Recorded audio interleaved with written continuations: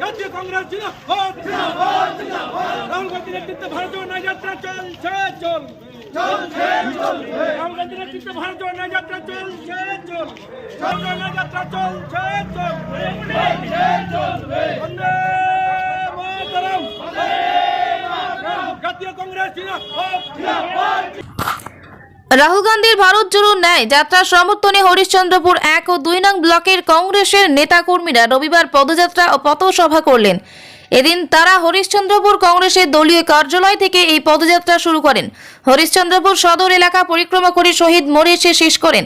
তারপর এখানে পথসভা করে দলের নেতৃত্বরা বক্তব্য রাখেন। এদিনের এই পদযাত্রায় অংশগ্রহণ করেছিলেন হরিশ্চন্দ্রপুর 1 নম্বর ব্লকের কংগ্রেসের সভাপতি বিমান বিহারী বসাক, হরিশ্চন্দ্রপুর 2 নং ব্লক কংগ্রেসের সভাপতি আবুল কাশেম, রাজ্যের সাধারণ সম্পাদক জিয়াউর রহমান চৌধুরী, হরিশ্চন্দ্রপুর 1 নং ব্লকের পঞ্চায়েত সমিতির সভাপতি তাহমিনা খাতুন, জেলা পরিষদের সদস্য আমিনুল হক ও হরিশ্চন্দ্রপুর বিধানসভার যুব সভাপতি আমিরুল ইসলাম সহ অন্যান্য নেতৃত্বরা। জানা গিয়েছে 14 জানুয়ারি থেকে কংগ্রেসের দ্বিতীয় জনসংযোগ যাত্রা শুরু করেছে সাংসদ রাহুল গান্ধী। গতবার ভারত জোড়ো যাত্রায় দক্ষিণ ভারতের সঙ্গে উত্তর ভারতকে জুড়েছিলেন রাহুল গান্ধী। এবার পূর্বের সঙ্গে পশ্চিম ভারতকে জোড়ার অভিযানে নেমেছে কংগ্রেসের নেতা। মণিপুর থেকে শুরু হয়েছে এই জনসংযোগ যাত্রা। এরপর তা পৌঁছবে নাগাল্যান্ডে। সেখান থেকে এক এক করে অসম, অরুণাচল প্রদেশ, মেঘালয় হয়ে রাহুল গান্ধী পদযাত্রা করতে আসবেন পশ্চিমবঙ্গে। 5 দিনের পদযাত্রায় বাংলার 7টি জেলার মধ্যে দিয়ে যাবে কংগ্রেসের জনসংযোগ যাত্রা। মোট 523 কিলোমিটার পথ পেরিয়ে বিহারে পৌঁছাবেন। সেখান থেকে ঝাড়খণ্ড, ওড়িশা, উত্তরপ্রদেশ, মধ্যপ্রদেশ, গুজরাট হয়ে 67 দিনে 15টি রাজ্যের 110টি জেলার মধ্য দিয়ে গিয়ে মুম্বাইয়ে শেষ হবে এই পদযাত্রা। রাহুল গান্ধীর সমর্থনে, ন্যায় যাত্রার সমর্থনে আজকে কংগ্রেসের কর্মীরা রাজপথে নেমেছে। বিজেপির দুর্নীতি, বিজেপির কালা হাত, কালা কানুনের বিরুদ্ধে বিজেপি ভারত জোড়ো যাত্রার পরে সারা ভারতবর্ষে নরেন্দ্রনাথ দামোদর মোদীর বিরুদ্ধে যে দল লড়াই করছে, যে দলের নায়ক আমাদের সর্বভারতীয় নেতা রাহুল গান্ধী, আজকে ইম্ফল থেকে, মণিপুরের ইম্ফল থেকে, বেথাল মাঠ থেকে আজকে ন্যায় যাত্রা শুরু করেছে।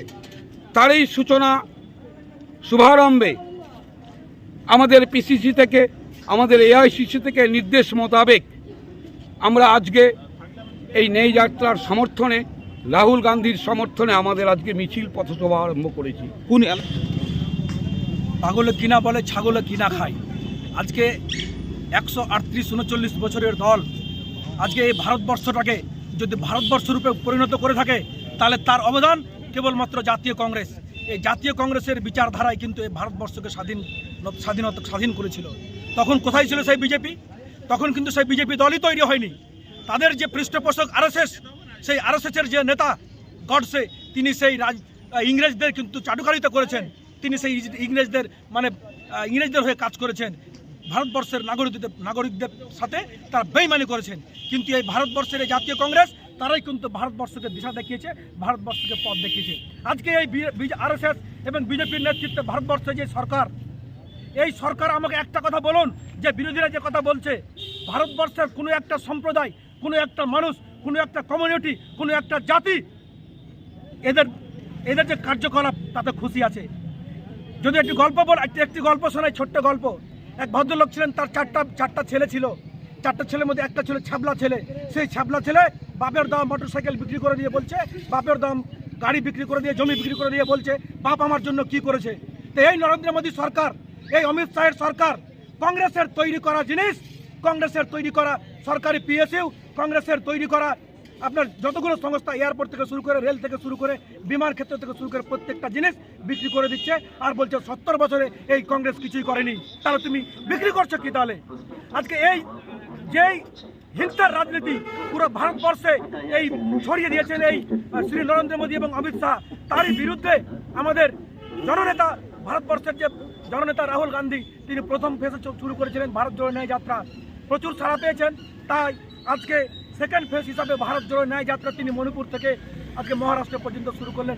আজকে শুভারম্ভ হচ্ছে আমাদের মণিপুর থেকে। লোকসভা ভোটের আগেই বিজেপি রাম মন্দির সব উদ্বোধন করছেন, এতে কংগ্রেসের ভরাডুবি তারা মনে করছেন, কি মনে করবেন? আর দেখুন, এতে কোনো ভরাডুবির কিছু নেই। মন্দির আছিল, মন্দির আছে, মন্দির করছে একটা সম্প্রদায়ের জন্য, খুব ভালো জিনিস, এটা কোনো খারাপ জিনিস নয়। কিন্তু মন্দিরের পিছনে মন্দিরকে নিয়ে যারা রাজনীতি করতে চায়, মন্দিরকে ঢাল করে যারা ভোট ভিক্ষা করতে চায়, এটা হচ্ছে অপরাধ। মন্দির করা কোনো অপরাধ নয়। মন্দির আমরা চাই মন্দির হোক, কিন্তু মন্দিরকে সামনে রেখে মানুষকে ভিক্ষা চাও, ভোট ভিক্ষা চাও, এটা হচ্ছে অপরাধ।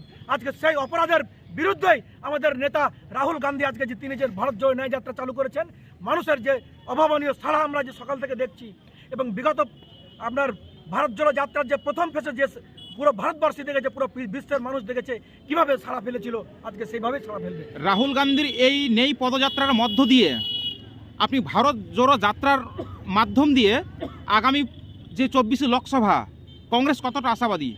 দেখুন, আমরা 100% আশাবাদী। আজকে রাহুল গান্ধীজি, আজকে বলুন তো, নরেন্দ্র মোদীজি আজকে প্রধানমন্ত্রী হয়েছেন প্রায় 10 বছর, তিনি একটা সাংবাদিক সম্মেলন করেছেন? একটা সাংবাদিক ভাইয়ের কি তিনি উত্তর দিয়েছেন কোশ্চেনের? একটিও দেননি।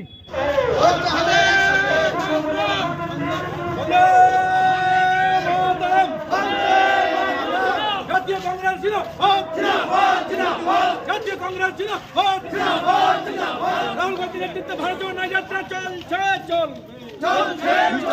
রাহুল গান্ধীর নেতৃত্বে ভারত জোড়ো ন্যায় যাত্রা চলছে, ভারত জোড়ো ন্যায় যাত্রা চলছে, বন্দে মাতরম। জাতীয় কংগ্রেস জিন্দাবাদ, জাতীয় কংগ্রেস জিন্দাবাদ, রাহুল গান্ধীর নেতৃত্বে ভারত জোড়ো ন্যায় যাত্রা চলছে, বন্দে মাতরম। জাতীয় কংগ্রেস জিন্দাবাদ, জাতীয় কংগ্রেস রাজপথ চলছে বলি বিজেপি